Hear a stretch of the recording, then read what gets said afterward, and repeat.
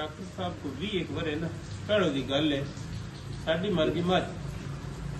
मझ मोई ते 2-3 धड़े टब्बर सारा रोवे ही रोवे ना रोटी खान और उस तो जुखाने वाले भी पुराने होन तो निक्के बड़े जातक भी तो बड़के भी सारे रोन बड़े मनत ए हुण को पीछे 4-5 साल बात तो इनो बात एक मझ मर गई उस मझी नाल मझ चौकी चंगी है टबरा तो कोई बंदा ना घुड़ ना झुकी कोई ना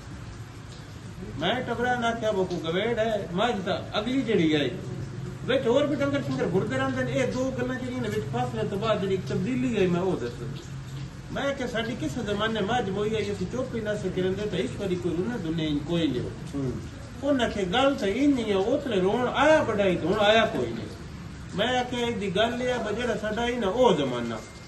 उतले साडा सारा दारो मदार आई डागा थले लाप कढ़नी होंदी आई ते जातकां दी फीस भी भरनी होंदी आई खंड चा भी लेनी होंदी आई सारा काम डागा था ही हुण अल्लाह कीता दे सिलसिले होर बन कर को वकालत दा दवानी आ गई कोई इन करके ना सबब सया है ते उस अपने सबबां रोंदे आसे बेसिकली गल ये होंदी आ प्यार होंदा सारा सबबां नाल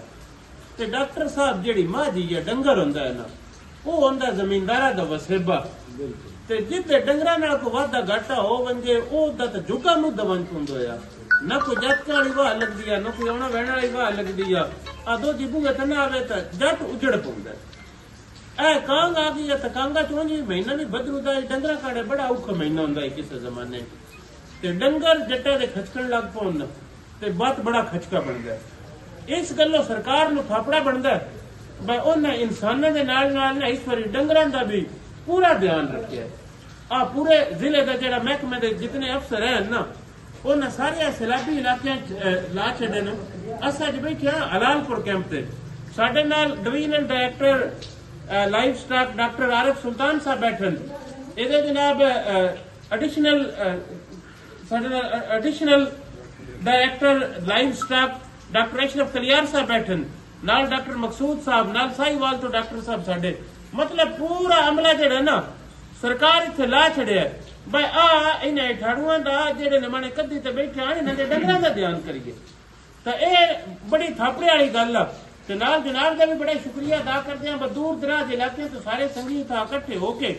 ते ए नाल बंदे नाल जेड़े डंगरां दे ध्यान पर रखदे ना इन्हां एक ते डंगरां दा इलाज मुआलजा इत्थे बह के भी ते 7 गड्डियां इलाके च बजो बजनो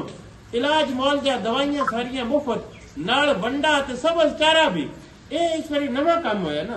ये बड़ा सवादी काम इस सरकार नो ते सारे अमले बड़ा चोखा सारा थापड़ा